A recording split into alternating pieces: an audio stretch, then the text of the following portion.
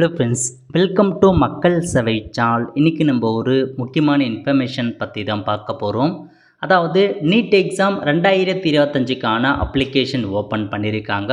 So NEET எக்ஸாமுக்கு யார் யாரெல்லாம் அப்ளை பண்ணலாம், இது தேவையான எலிஜிபிலிட்டி என்ன, இதை பற்றின மொத்த இன்ஃபர்மேஷன் தான் இந்த வீடியோ வந்து பார்க்க போகிறோம். இந்த வீடியோ ஸ்கிப் பண்ணாமல் ஃபுல்லாக பாருங்கள். அது மட்டும் அல்ல, இந்த வீடியோ நிறைய பேருக்கு ஷேர் பண்ணுங்கள். ஃபஸ்ட்டு இந்த வெப்சைட்டும் பண்ணிக்கோங்க. இந்த வெப்சைட்கான லிங்க்கை நான் டிஸ்கிரிப்ஷன் வந்து கொடுத்துட்றேன்.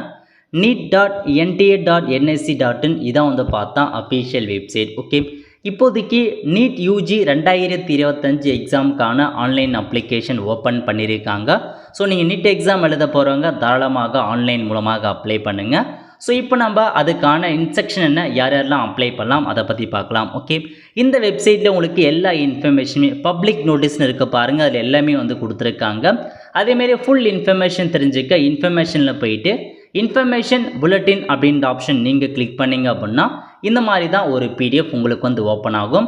மொத்தமாக 159 பக்கங்கள் கொடுத்துருக்காங்க. கண்டிப்பாக நீட் எக்ஸாம் எழுதுகிறவங்க அப்ளை பண்ணுறவங்க முன்கூட்டியே இந்த 159 பேஜையும் படித்து பார்த்துட்டு அதுக்கப்புறம் அப்ளை பண்ணுங்க. ஓகே, ஸோ நீட் எக்ஸாமுக்கு நம்ம எப்போ அப்ளை பண்ண ஸ்டார்ட் பண்ணலான்னா 7/2/2025 7 மார்ச் 2025 வரைக்கும் நீங்கள் தாராளமாக அப்ளை பண்ணலாம். ஸோ நெக்ஸ்ட்டு வந்து பார்த்தா உங்களுக்கு கரெக்ஷன், அதாவது நீட் எக்ஸாமுக்கு அப்ளை பண்ணிட்டீங்க, அதில் ஏதாச்சும் மிஸ்டேக் பண்ணிட்டீங்க அப்படின்னா 9-11 மார்ச், அதாவது 9 to 11 தேதி வரைக்கும் மார்ச் மாதம் நீங்கள் கரெக்ஷன் பண்ணலாம் அப்படின்றத சொல்லியிருக்காங்க. நெக்ஸ்ட்டு நீட் எக்ஸாமுக்கான ஃபீஸை பொறுத்த வரைக்கும் ஜென்ரல் கேட்டகரி இந்தியாவில் இருக்கவங்க 1700 ரூபாய் நீங்கள் பே பண்ணுற மாரி இருக்கும். அதேமாரி ஜென்ரலில் எக்கனாமிக்கல் வீக்கஸ்ட் செக்ஷன் ஓபிசி என்சிலாக இருக்கீங்க அப்படின்னா 1600 ரூபாய் நீங்கள் ஃபீஸ் பேமெண்ட் பண்ணுற மாரி இருக்கும். இதுவே SC ST PWD category third ஜென்ரலாக இருக்கீங்கன்னா 1000 ரூபாய் பே பண்ணால் போதுமானது. அவுட் சைட் இந்தியாவை தவிர்த்து வேறு கண்ட்ரிலேருந்து நீட் எக்ஸாம் எழுதுகிறவங்க 9500 ரூபாய் நீங்கள் ஃபீஸாக பேமெண்ட் பண்ணுற மாரி இருக்கும். Okay, next announcement of city intimation, அதாவது உங்களுக்கு எக்ஸாமினேஷன் எந்த சிட்டியில் இருக்கும் அப்படின்றதுக்கான அனௌன்ஸ்மெண்ட்டை 26 ஏப்ரல் 2025 அன்னைக்கு அனௌன்ஸ்மெண்ட் பண்ணுவாங்க. அதேமாரி உங்களுக்கான அட்மிட் கார்டு இருக்க பாருங்கள். ஹால் டிக்கெட்டை பொறுத்த வரைக்கும் 1 மே 2025 அன்னைக்கு அட்மிட் கார்டு விடப்படும் சொல்லியிருக்காங்க. எக்ஸாம் பொறுத்த வரைக்கும் 4 மே 2025 சண்டே அன்னைக்கு உங்களுக்கான எக்ஸாம் இருக்க போது. இதுதாங்க உங்களுக்கான இன்ஃபர்மேஷன். டைமிங் பொறுத்த வரைக்கும் 2 PM-லேருந்து 5 PM வரைக்கும் மதியம் தான் உங்களுக்கான எக்ஸாம் வைக்கிறாங்க. ரிசல்ட்டை பொறுத்த வரைக்கும் 14 ஜூன் 2025 டென்டேட்டிவாக அப்போ தான் உங்களுக்கான ரிசல்ட் இருக்கும் அப்படின்றத சொல்லியிருக்காங்க. ஸோ பேசிக்காக இந்த டைம் டேபிள் படி எல்லாமே நடக்கும். மேபி ஒரு சில மாற்றங்களும் ஏற்படலாம். ஓகே, அடுத்த கட்டமாக உங்களுக்கான இன்ஃபர்மேஷன் அப்ளை பண்ணுறதுக்கு இந்த வெப்சைட் மூலமாக தான் நீங்கள் அப்ளை பண்ணுற மாரி இருக்கும். ஸோ முதல்ல நீங்கள் அக்கௌண்ட் க்ரியேட் பண்ண சொல்கிறாங்க. ரெஜிஸ்ட்ரேஷன் ஃபார்ம் முதல்ல அக்கௌண்ட் க்ரியேட் பண்ணிவிட்டு அதுக்கப்புறம் நீங்கள் அப்ளிகேஷன் ஃபார்மை ஃபில் பண்ணுங்க அப்படின்றத சொல்லியிருக்காங்க. நெக்ஸ்ட் நீங்கள் எந்த மாதிரி டாக்குமெண்ட்லாம் நீங்கள் அப்லோட் பண்ணுற மாரி இருக்கும் அப்படின்னு பார்த்தீங்கன்னா உங்கள் ஃபோட்டோ, அதாவது ரீசெண்டாக 3 மாதத்துக்குள்ளே எடுத்த ஃபோட்டோவாக இருக்கணும் அப்படின்றத சொல்லியிருக்காங்க. 1 ஜனவரி 2025 அதுக்கப்புறம் எடுத்த ஃபோட்டோவை நீங்கள் அப்லோட் பண்ணுற மாரி இருக்கும். ஃபோட்டோக்கு கீழே உங்கள் நேம், ஃபோட்டோ எடுத்ததுக்கான தேதி கம்பல்சரி இருக்கணும். அதுக்கப்புறம் சிக்னேச்சர் கேட்டிருக்காங்க. சிக்னேச்சர் கண்டிப்பாக தேவைப்படும். நெக்ஸ்ட்டு லெஃப்ட்டு மற்றும் ரைட் ஹேண்ட் ஃபிங்கர்ஸ், அதாவது உங்கள் 10 விரலுமே அப்படியே நீங்கள் ஒரு ஒயிட் பேப்பரில் 2 கையும் ஒன்றா மைலாம் தடவி 10 விரலுமே அப்படியே நீங்கள் வச்சு அதை அப்லோட் பண்ணுற மாதிரி இருக்கும். லெஃப்ட்டு மற்றும் ரைட் ஹேண்ட் ஃபிங்கர்ஸ் மற்றும் தம்ப் இம்ப்ரெஷன் கேட்டிருக்காங்க.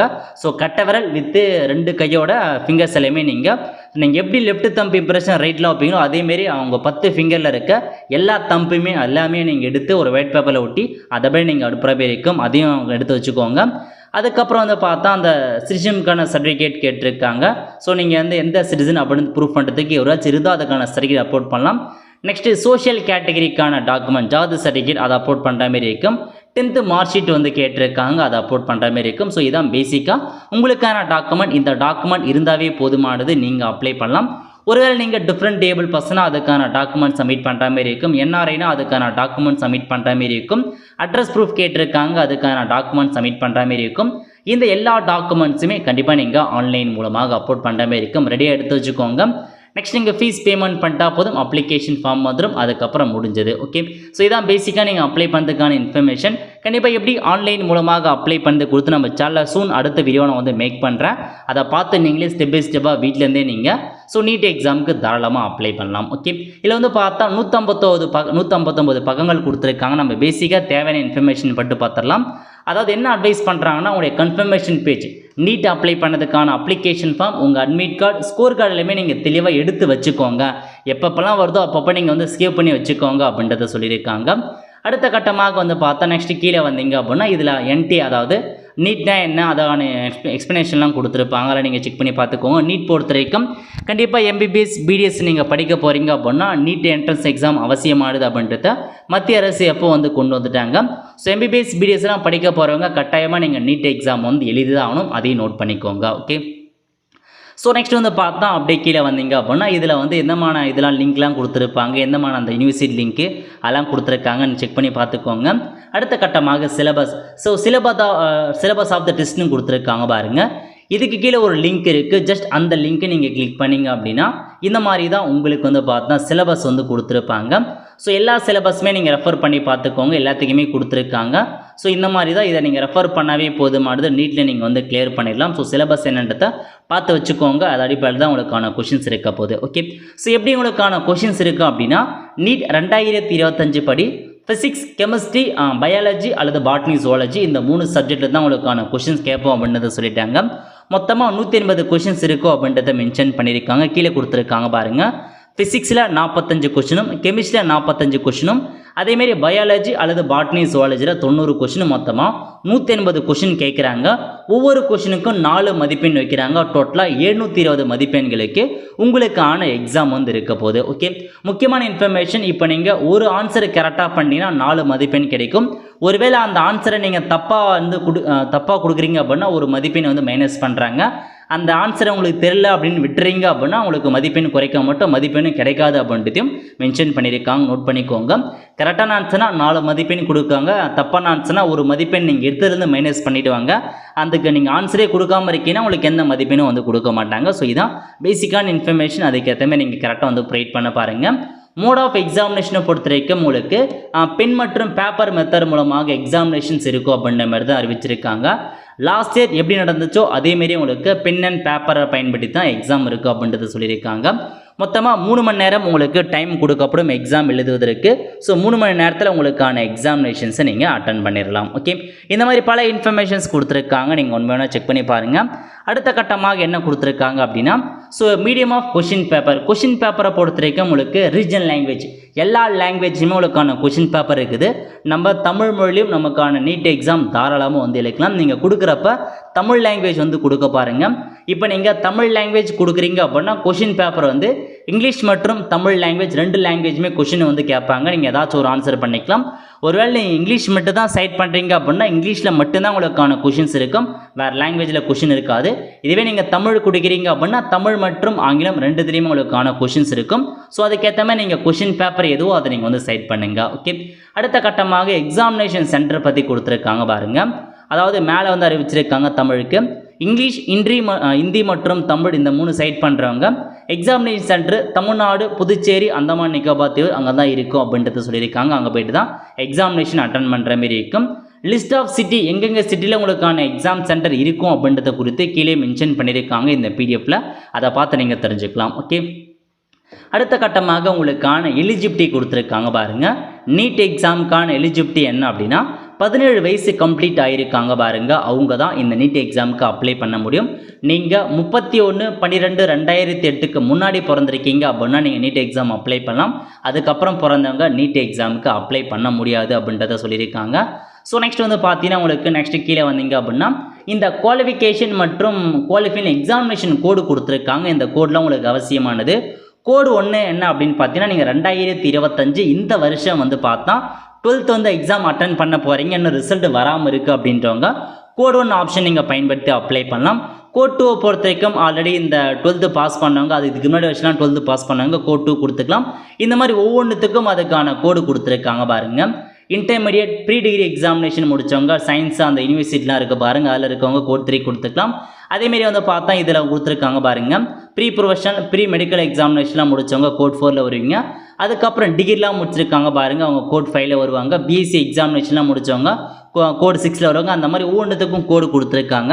நார்மலாக நீங்கள் இந்த வருஷம் தான் நீங்கள் 12th பாஸ் பண்ண போகிறீங்க, இந்த வருஷம் 12th எக்ஸாம் எழுத போகிறவங்க நீங்கள் கோடு 1 சைட் பண்ணால் போதுமானது, அதுவே உங்களுக்கு போதுமானது. மற்ற மாதிரி இருக்கவங்க அதுக்கான ஆப்ஷன் நீங்கள் சைட் பண்ணிக்கலாம். ஓகே. அடுத்த கட்டமாக அப்படியே கீழே வந்தீங்க அப்படின்னா மற்ற இன்ஃபர்மேஷன்ஸ் பற்றி கொடுத்துருக்காங்க பாருங்கள்.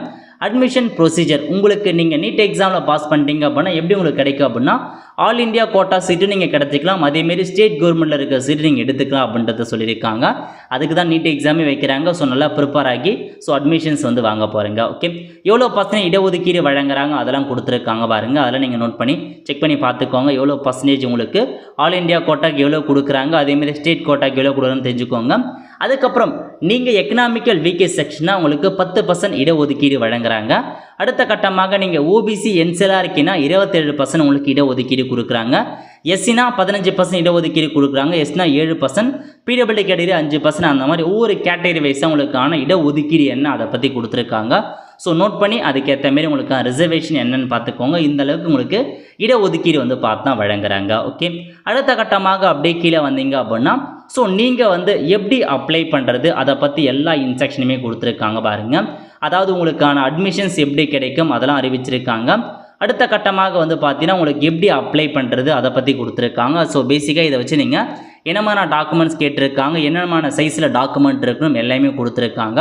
அதை வச்சு நீங்கள் தாராளமாக நீங்கள் செக் பண்ணி பார்த்துட்டு அப்ளை பண்ணுறீங்க. இதிலே கொடுத்துருக்காங்க பாருங்கள். ஃபோட்டோ 10 கேபிலேருந்து 200 கேபிக்குள்ளும் 80% உங்கள் ஃபேஸ் தெரியணும் அப்படின்றத சொல்லியிருக்காங்க. ஒயிட் பேக்ரவுண்ட் இருக்கணும் அப்படின்றத கொடுத்துருக்காங்க. நெக்ஸ்ட் சிக்னேச்சர் கேட்டிருக்காங்க. லெஃப்ட் மட்டும் ரைட் ஹேண்ட் அந்த மாதிரி வந்து என்ன டாக்குமெண்ட்ஸ் நம்ம ஆல்ரெடி வந்து பார்த்தாச்சு. ஸோ ஃபஸ்ட்டு எப்படி அப்ளை பண்ணுறது எல்லாமே கொடுத்துருக்காங்க, நோட் பண்ணிக்கோங்க. அடுத்த கட்டமாக உங்களுக்கான ரிசல்ட் எப்போ வரும், உங்களுக்கான என்னமான ப்ராசஸ் நடக்கும், எக்ஸாம் எப்படி நடக்கும் எல்லாமே இன்டிமேஷன் இதிலே வந்து அறிவிச்சிருக்காங்க. நீங்கள் எல்லாமே செக் பண்ணி பார்த்துக்கோங்க. ஓகே, அடுத்த கட்டமாக சிலபஸ் இதுலேயும் வந்து பார்த்தா அறிவிச்சிருக்காங்க. சிலபஸ் என்னன்னு இதில் நீங்கள் செக் பண்ணி பார்த்துக்கலாம். அதுக்கப்புறம் வந்து பார்த்தா எக்ஸாம் சிட்டிஸ். ஸோ நீங்கள் தமிழ்நாடுனா தமிழகத்தில் எங்கெங்கே உங்களுக்கான எக்ஸாம் சென்டர் இருக்கும் அப்படின்றதையும் இதிலே மென்ஷன் பண்ணியிருக்காங்க பாருங்கள்.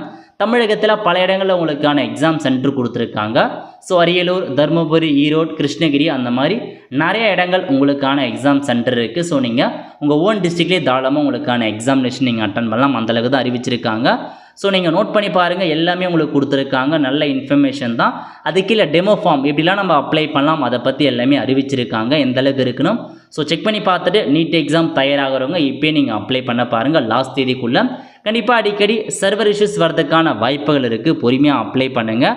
ஸோ முக்கியமான இன்ஃபர்மேஷன் ஒன்று கொடுத்துருந்தாங்க பாருங்கள். அதாவது ஸோ இப்போ நீட் எக்ஸாமுக்கு வந்து அபார் ஐடி அப்படின்னு தேவைன்ற மாதிரி ஒரு அறிவிப்பு வந்து வெளியிட்டு தாங்க இருக்க முடியும். பட் இப்போ என்ன சொல்லியிருக்காங்கன்னா it is clarified that ABAR ID is not mandatory for new UG 2025. Okay, so இப்போ நம்ம நீட் எக்ஸாம் அப்ளை பண்ணுறதுக்கு அந்த அபார் ஐடி இருக்குது பாருங்கள்.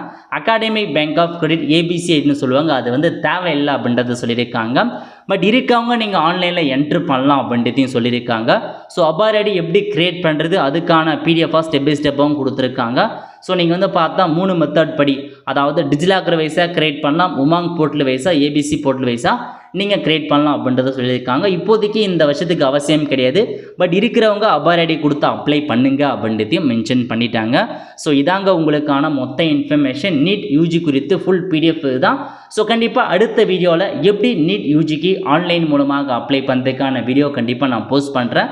அதை பார்த்து நீங்களே வீட்டிலேருந்து அப்ளை பண்ணிக்கோங்க. அதுக்கு நம்ம சேனலை சப்ஸ்கிரைப் பண்ணி வச்சுக்கோங்க. பக்கத்தில் இருக்க பெல் ஐக்கானை ப்ரெஸ் பண்ணுங்கள். அப்போ தான் நம்ம போடக்கூடிய எல்லா அப்டேட்டுமே உங்களுக்கு வந்து சேரும். அவ்வளோ ஃப்ரெண்ட்ஸ், கண்டிப்பாக இந்த பிடிச்ச லைக் பண்ணுங்கள். அது மட்டும் அல்ல, இந்த வீடியோ நிறைய பேருக்கு ஷேர் பண்ணுங்கள். அடுத்த ஒரு நிலையில் சந்திப்போம். நன்றி, வணக்கம்.